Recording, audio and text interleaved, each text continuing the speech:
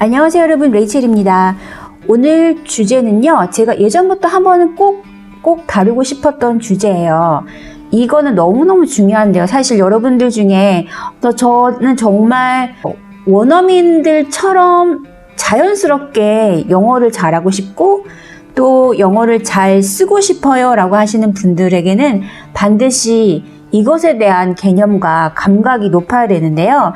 사실 이 부분이 굉장히 중요함에도 불구하고 이거에 대한 공부 방법이라든지 이거에 대한 중요성에 대한 콘텐츠, 그리고 이거를 이렇게 언급하는 선생님들이 사실은 제가 생각해 볼 때는 그렇게 많지는 않은 것 같아요. 그래서 예전부터 한 번은 꼭 제가 다루고 싶었던 주제였는데요. 주제를 다시 생각나게 해준 책이 바로 이 책입니다.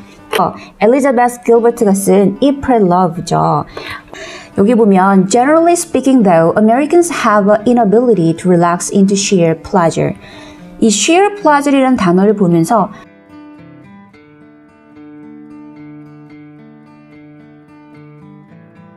자, 이거에 대한 정의는요. Two or more words that often go together. 다시 제가 말해볼게요. Two or more words that often go together. 이 collocation이란 뜻은 두 개 또는 그 이상의 단어가 종종 같이 쓰이는 덩어리, 그것을 바로 연어라고 합니다. 자, 간단하게 제가 예를 한번 들어볼게요. 우리는 이렇게 얘기하죠. 숙제를 하다, 샤워를 하다, 그리고 약속을 하다 합니다. 자, 여러분 하다 하면은 가장 먼저 떠오르는 단어가 뭐예요? do가 떠오르잖아요. 그럼 숙제를 하다. 그럼 하다 숙제를 do my homework.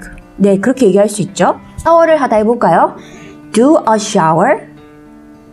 맞나요? 아니죠. 그렇게 쓰지 않아요. 뭐라고 쓰냐면 take a shower 이라고 합니다. 자, 그러면 약속을 하다는 어떨까요? do an appointment 라고 할까요? 아니에요. make an appointment 라고 합니다. 요약을 하자면 이 homework라는 명사는 do랑 같이 써요. 그래서 do homework, 그가 하나의 덩어리처럼 쓰이죠. homework라는 이 명사는 do라는 동사와 같이 쓰이는 연어입니다. collocation이에요. shower이라는 명사는 take라는 동사와 함께 쓰여서 take a shower, 역시 collocation이 됩니다. 그리고 약속을 하다, appointment이라는 명사는 동사 make랑 만나서 make an appointment가 돼요. 자, 이런 것들을 바로 collocation이라고 합니다. 자, 그럼 collocation은 왜 그렇게 중요할까요? 한국어도 이런 collocation이 있을까요? 네, 있습니다. 예를 들어 볼게요. 여러분, break라는 동사 있잖아요. 어떤 뜻이 있어요? 무엇을 깨트리다, 무엇을 부러뜨리다, 아니면 무엇을 고장내다 라는 뜻이 있어요. 창문을 부러뜨리다? 창문을 고장내다 라고 하나요? 아니에요. 창문을 깨트리다 라는, 창문과 깨트리다, 이렇게 같이 쓰이는 collocation이 있잖아요. 근데 영어에서는 그냥 break a window예요. 자, 그 다음에 break a bone. 이 break a bone, 역시 똑같은 break지만 한국어로 우리가 풀었을 때는 뭐라고 얘기하죠? 뼈를 깨트리다라고 하진 않죠. 뼈를 고장내다라고 하나요? 아니에요. 뼈를 부러뜨리다라고 합니다. 자, 그 다음 우리가 기계를 고장내다라고 해볼게요. break a machine. 기계 같은 것은 우리가 바로 고장내다라는 동사와 같이 쓰이죠. 자, 이런 것들이 사실 다 collocation이에요. 그럼 조금 더 이해가 쉬우시죠, 그죠? collocation은 많이 알면 알수록 어떨까요? 원어민들이 들었을 때, 아, 정말 영어를 자연스럽게 잘하는구나 라고 느낍니다. 우리 보면 학생 때부터 어휘를 참 많이 외웠어요. 뭐를 많이 알고 또 스펠링을 외우고 그런 시험들에 익숙하고 또 그런 공부를 많이 했어요. 그런데 막상 그거를 많이 내가 알지만 내가 그만큼 말을 잘하나요? 아니면 내가 그만큼 영어 듣기를 잘하나요? 그거하고 똑같이 연관성을 가지는 것은 사실 우리가 의문을 가집니다. 왜 그럴까요? 네, 왜냐하면 우리는 그 단어 하나하나의 의미를 알고 있지만 그 단어가 어떤 동사랑 또는 어떤 명사랑 또는 어떤 형용사랑 또는 어떤 전치사랑 같이 쓰이는지 바로 그 콜로케이션의 관점으로 보는 것이 아니라 그냥 하나하나 단어 자체에만 집중을 해서 공부하는 경우가 많기 때문이에요. 자, 그렇다 보니까 우리가 그 단어의 뜻은 너무 잘 알고 있지만 사실 이 단어가 들어가 있는 구문, 그 덩어리가 어떻게 내가 말을 할 때, 어떻게 내가 영어를 들을 때, 쓸 때, 또는 뭐 읽을 때 사용되는지 사실 그 사용법에 대해서는 잘 모릅니다. 그런데 우리도 그렇잖아요.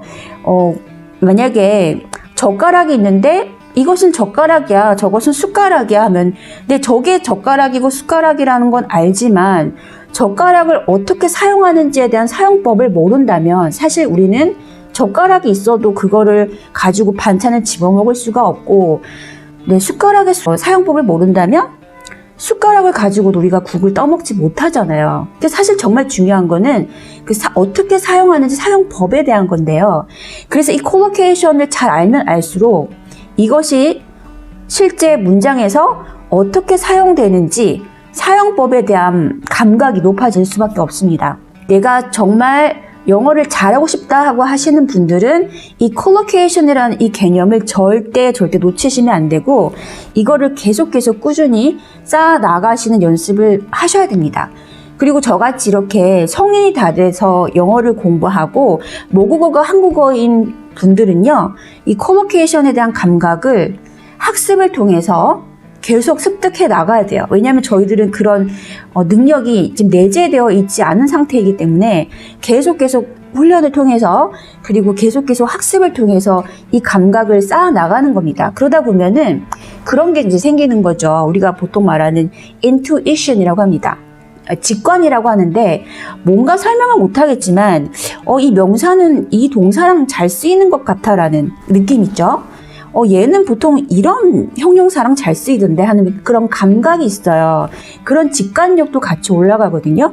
그런 것들이 다 모여서 이 사람은 참 영어를 잘한다라는 것을 얘기하기도 합니다. 그러면 콜로케이션에 대한 예를 조금 더 자세히 보여드리려고 합니다.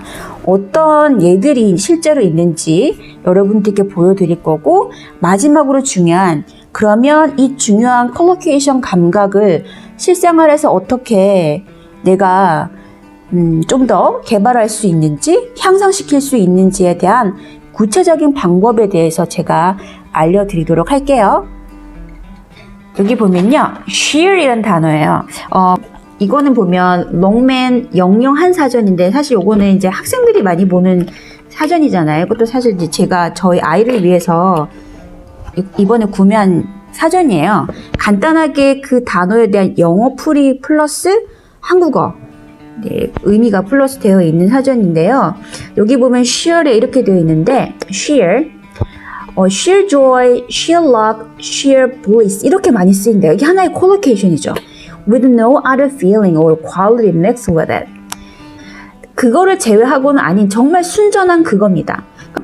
자, 그럼 이 sheer이라는 이 형용사가 보통 어떻게 쓰이냐? 아까 여기 사전처럼 sheer joy, sheer luck, sheer bliss라고도 쓰이죠. 또 어떻게 쓰이냐면 sheer rest, sheer torture, sheer pleasure. 그래서 이 sheer이라는 형용사하고 뒤에 있는 rest, torture, pleasure, joy, luck 이런 명사와 같이 쓰이죠. 대표적인 콜로케이션의 예입니다. 자, 또 볼게요. preposition 하면 전치사거든요.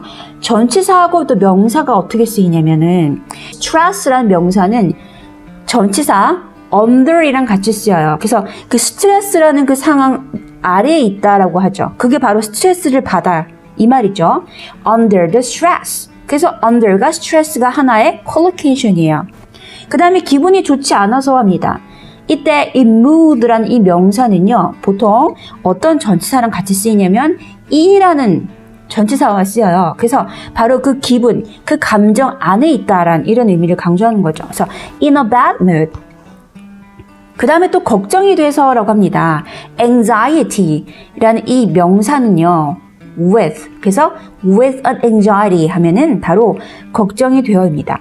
자, 또 어떤 게 있냐면요. 치열한 경쟁이라고 할 때요. 경쟁이 치열하다, 치열한 경쟁. 경쟁은 알겠어요. competition. 근데 치열한이라고 할 때 형용사를 뭐랑 같이 쓰이면 좋을까라고 생각합니다. 그러면 높다, 뭐 high competition, 뭐 이런 게 먼저 떠오를 수가 있죠, 그죠? 그런데 보통 이 competition이라는 명사는 보통 어떤 형용사랑 잘 쓰이냐면요, fierce competition. 이게 아주 뭐 극심한 치열한 경쟁이라는 collocation의 덩어리입니다. 또는 intense competition. 그래서 우리가 극심한 또 치열한 경쟁할 때 fierce competition, intense competition 이렇게 얘기할 수 있어요. 그 다음에 높은 월급. 네, 이거는 high라는 형용사 붙어서 high salary 이렇게 같이 잘 쓰여요. 그 다음에 우리가 또 어떤 뭐 높은 관심이래요. 나는 거기에 관심이 많아요. 라고 할 때 high interest 이렇게 얘기를 잘 하지 않습니다. 이때 우리가 interest라는 명사는 어떤 형용사랑 잘 쓰이냐면요. keen이라는 형용사랑 잘 쓰여요. 그래서 I have a keen interest in 뭐뭐 하면은 저는 거기에 아주 깊은 관심이 있어요 라는 뜻입니다.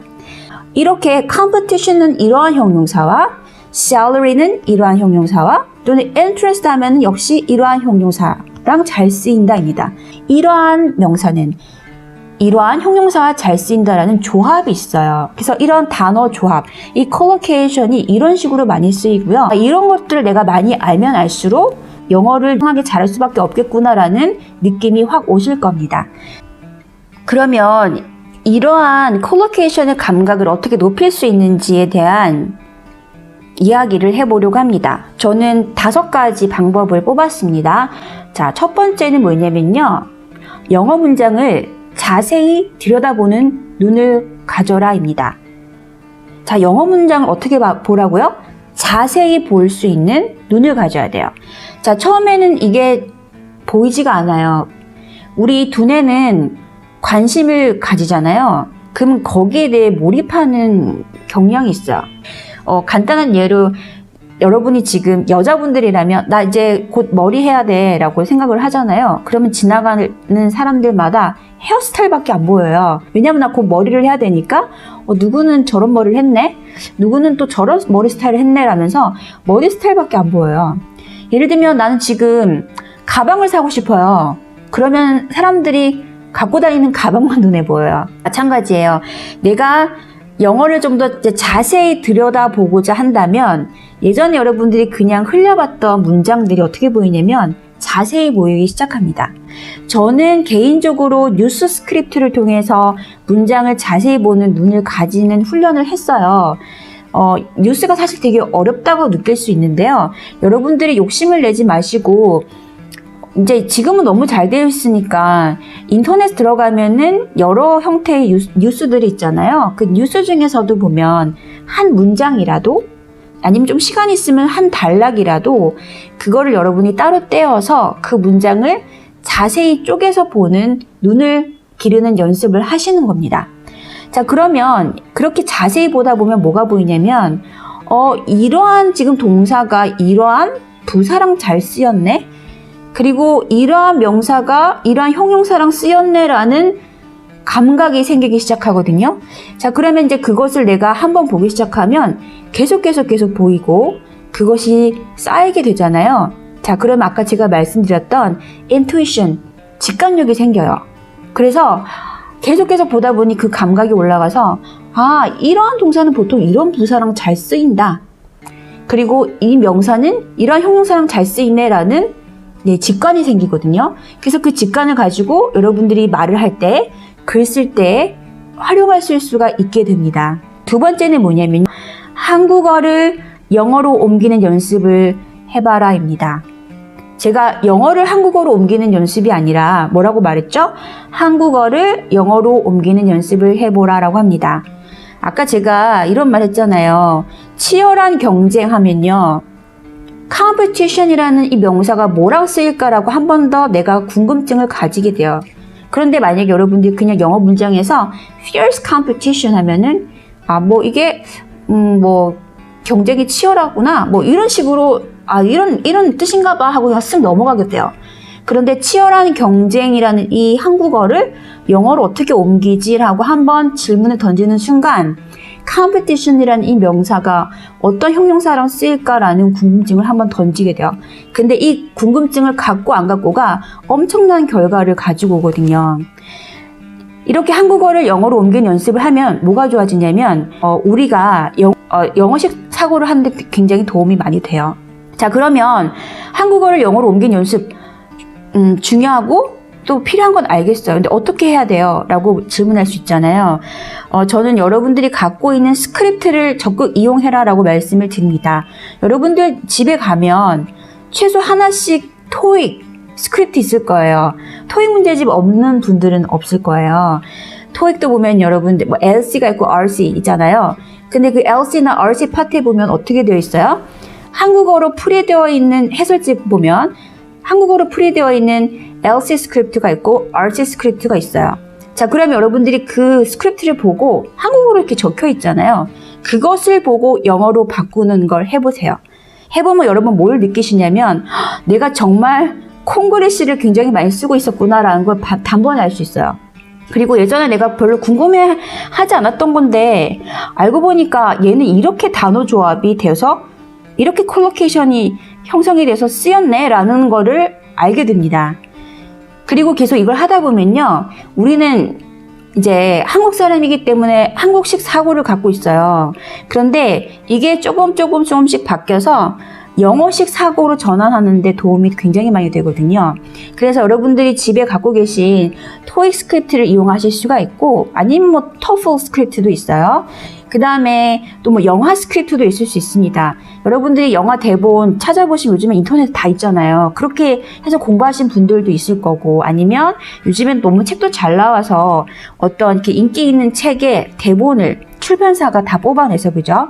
그 스크립트가 있고 또 해석도 되어 있고 또 그것을 들을 수 있는 DVD까지 이렇게 있는 그런 책들이 많잖아요. 그래서 여러분들이 그 영화 스크립트의 한국어를 보고 또 영어로 옮겨보는 걸 해보는 거죠. 그렇게 하다 보면 내가 얼마나 한국식 사고를 가지고 영어를 옮겼는지가 느껴지고요. 조금씩 수정이 되면서 여러분의 감각이 올라가요. 자, 그 다음에 또 어떤 스크립트를 이용할 수 있냐면 토익 스피킹. 토익 스피킹 아시는 분들은 아실 거예요. 이게 말하기 시험이잖아요. 이게 말하기 시험인데 이것도 영어로 내가 어떻게 그 질문에 대한 답을 영어로 잘 표현할 수 있는지에 대한 시험이고 또 그것들을 준비하는 토익 스피킹의 책들도 굉장히 많은데요. 이 토익 스피킹에도 보면 해설집에 이렇게 영어를 내가 표현하고 싶을 때 이렇게 할 수 있다라는 어떤 모범 답안들이 있습니다. 역시 한국어로 같이 해석이 되어 있죠. 얘네들은 또 스피킹에 맞춰졌기 때문에 어떻게 보면 여러분이 실생활에서 쓸 수 있는 그런 문장들이 되게 많이 있어요. 토익 스피킹도 그렇고 오픽도 그렇습니다. 다 여러분들이 이런 스크립트를 이용을 해서 한국어를 먼저 보고 그럼 영어로 어떻게 옮길 수 있을까 궁금증을 가지고 한번 옮겨보죠. 그리고 여러분이 만든 그 문장과 실제 거기 스크립트 사용되어 있는 문장을 비교해보세요. 그래서 나의 한국식 사고를 조금씩 영어식 사고로 바꾸는 훈련을 해볼 것. 그것이 바로 두 번째 제가 드리는 제안입니다. 자, 그 다음에 세 번째는 뭐냐면요. 구글. 네, 구글을 사용하라입니다. 저는 이것을 지금도 많이 하고 있는데 이 구글이라는 것이 뭐예요? 원어민들이 평소 사용하는 검색 엔진이잖아요. 그래서 이 구글을 통해서 예를 들어서 내가 예를 들면 아까 뭐 sheer pleasure예요. 그러면 그거를 딱 쳐보죠. 그러면 거기와 연관된 기사라든지 아니면 일반인들이 쓴 뭐 글이라든지 그런 것들이 막 뜹니다. 또는 내가 딱 궁금했을 때 얘는 이런 동사랑 쓰여서 이런 콜로케이션이 쓰이나 해서 한번 찾아봐요. 그런데 구글에 그게 나오지 않잖아요. 아, 그러면 이 콜로케이션은 이 사람들이 별로 쓰지 않는 거구나. 또 내가 이렇게 한번 이렇게 해서 콜로케이션이 쓰이나 궁금해서 한번 서칭해 보는데 그 표현들이 많이 나옵니다. 아, 그러면 이거는 이 사람들이 평소에 사용하는 구문이구나 파악하는 데 굉장히 도움이 많이 되더라고요. 그래서 이렇게 또 구글을 이용해서 거기 검색 엔진에 들어가서 여러분들이 콜로케이션의 덩어리들을 궁금할 때마다 한번 찾아보시는 거예요. 그러면 그 사람들이 평소 사용하는 구문인지 아닌지를 파악할 수 있는데 굉장히 도움이 많이 됩니다. 자, 그 다음 네 번째는 뭐냐면요. 콜로케이션 사전을 이용하라입니다. 자, 이거는 제가 저의 이 스마트폰 앱에 들어있는 제가 자주 들어가는 컬로케이션 사전 앱 몇 가지가 있거든요. 이것을 직접 보여드리면서 제가 설명을 해드리도록 할게요. 컬로케이션 사전에 대해서 한번 얘기를 해볼게요. 저기 제가 묶어놨는데 뭐가 있냐면 longman 있죠? 그죠? longman collocations. 오즈덱이라는 컬로케이션이 또 하나 있고요. 그 다음에 옥스퍼드 컬로케이션이 있어요. 그리고 여기 지금 적용 안 돼 있는데 맥밀란도 있습니다. 하나하나 제가 보여드리도록 할게요. 자, longman 들어가 보면요. 예를 들어서 interest라는 내가 단어를 궁금해서 한번 찾아봤어요. 이 interest, 보통 사전은 어떻게 되어 있냐면 그냥 interest에 대한 의미만 정의되어 있습니다. 근데 collocation의 사전은 어떻게 더 나아가냐면 interest in 이렇게 들어간다는 거죠. 뭐뭐에 관심이 있어라고 할 때 어떻게 쓴다고 have an interest in 이라는 구문, 이러한 collocation에 쓰여라고 직접 보여줍니다. 그래서 I'd recommend this book to anyone who has an interest in jazz. 재즈에 관심이 있다. Have an interest in jazz. 자, 그리고 뭐뭐에 관심을 보이다라고 할 때 어떻게 하느냐?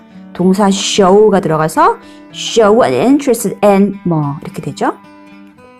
그리고 뭐에 관심을 표하다라고 할 때 동사 express 들어가서 express an interest in 어디.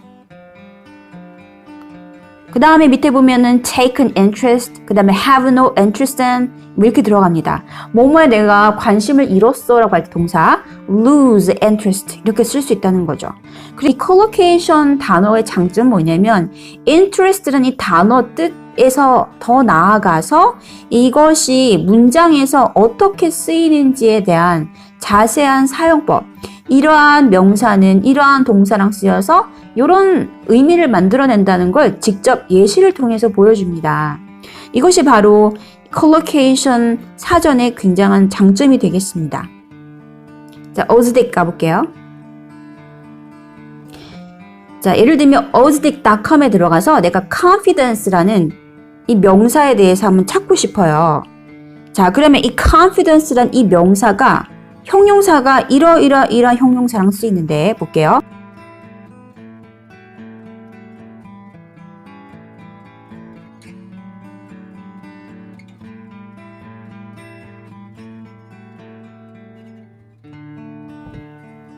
그 다음에 Oxford 들어가 볼게요. 우리 confidence 한번 쳐볼게요.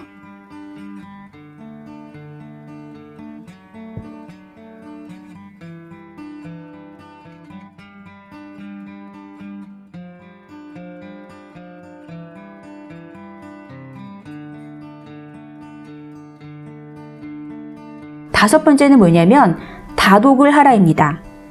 다독은 말 그대로 다양한 문장을 많이 읽는 겁니다. 아까 제가 맨 첫 번째에 한 문장이라도 한 단락이라도 꼼꼼히 자세히 보는 훈련을 하세요라고 했잖아요. 그런데 이렇게 자세히 보는 것 플러스 많이 보는 것이 같이 병행돼야 돼요. 두 개의 날개가 이렇게 붙어 있는 것처럼 이 두 가지의 날개가 같이 갈 때 영어가 진짜 완성이 되는 거거든요.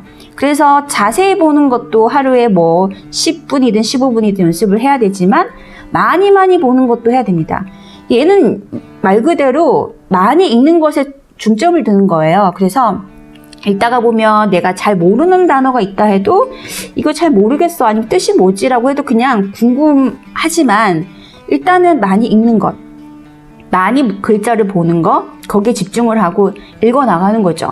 그게 책이 될 수도 있겠고 아니면 인터넷에서 내가 보는 글이 될 수도 있겠고요. 아니면 뭐 생활 주변에서 볼 수 있는 뭐 레시피, 요리법에 대한 아니면 어떤 뭐 광고 구문에 대한 아니면 뭐 설명법에 대한 굉장히 많잖아요. 그런 것들을 그냥 내가 수시로 많이 자주 보려고 노력을 하는 거죠. 그렇게 다독을 왜 하는 게 중요하냐면 다독을 많이 하면 할수록요 직관력이 생기거든요. 그게 책을 많이 읽으면 읽을수록 내가 설명하지 못하겠지만 얘는 이렇게 쓸 것 같다라는 감이 자꾸자꾸 생깁니다. 그 감이 생기면서 여러분의 영어 실력이 훨씬 높아지거든요. 영어 문장을 많이 내가 읽고 접하려고 하는 노력, 그것이 5번째로 굉장히 중요하다라는 말씀을 드리고 싶어요. 자, 그럼 결론이에요. 이렇게 중요한 콜로케이션 저희들이 단번에, 단시간에 가질 수 있을까요? 아니요. 저는 해봤지만 단시간에 절대 걸리지 않습니다. 그런데 중요한 것은 내가 이렇게 한번 자세히 봐야지 라고 관심을 갖고 시작하는 순간부터 나의 이 콜로케이션에 대한 감각은 쌓이기 시작합니다. 시간은 반드시 걸려요.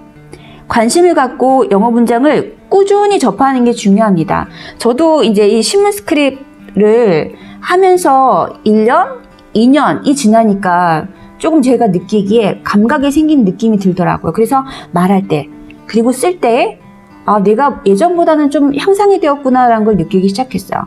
그리고 이제 여러 가지 그런 검색 엔진이라든지 아니면 뭐 이렇게 인터넷 또는 책 그 외의 것들 자료들을 보면서 영어를 이제 여러 가지를 많이 접하잖아요. 여러 문장들을 접하면서 저도 모르게 쌓여간 그 콜로케이션에 대한 감각이 있더라고요. 그것이 계속 쌓여서 몇 년이 지나니까 저도 설명할 수는 없지만 얘는 이러한 거랑 잘 쓰일 것 같아라고 해서 쓰면 정말 그게 많이 쓰이는 거라는 어떤 인투이션이 올라간 걸 제가 느꼈거든요. 그래서 시간이 걸린다는 걸 반드시 인정을 하셔야 되고 이것을 꾸준히 하는 노력을 해야 된다는 거. 그런데요, 이 보상은 정말 값집니다. 여러분이 노력한 만큼 그 보상의 대가는 굉장히 커요. 특별히 여러분이 누군가하고 말할 때, 그리고 여러분의 생각을 전달할 때, 쓰는 거로 전달할 때 말하기와 쓰기에 정말 진가가 발휘가 되고요. 여러분의 영어에 대한 세련미, 자연스러움이 훨씬 묻어나게 됩니다. 그래서 시간을 갖고 내가 꾸준히 하지만 힘들더라도 포기하지 마시고 계속 하다 보면은 나는 언젠가는 나의 이런 노력에 대한 보상 받는 날이 꼭 올 거야 생각을 하시면 매일 조금씩 눈을 가지시고 연습하시는 걸 하시면 굉장히 좋을 것 같아요. 그래서 오늘 저의 이 영상을 보시고 이제 문장을 한번 보시면 옛날에는 그냥 봤던 단어들, 옛날에 그냥 봤던 구문들이 새롭게 보일 겁니다. 그리고 그 모든 것들이 여러분에게 굉장히 유용한 정보처럼 다가올 수 있을 거예요. 이렇게 보다 보면 이런 게 있으면 간단하게 스마트폰이나 노트가 있을 때 적어서 기록도 하시고 그렇게 하나하나 쌓아가시는 거예요. 그러다 보면은 여러분의 영어 실력이 훌쩍 높아져 있다는 것을 어느 날 느끼실 수 있을 겁니다.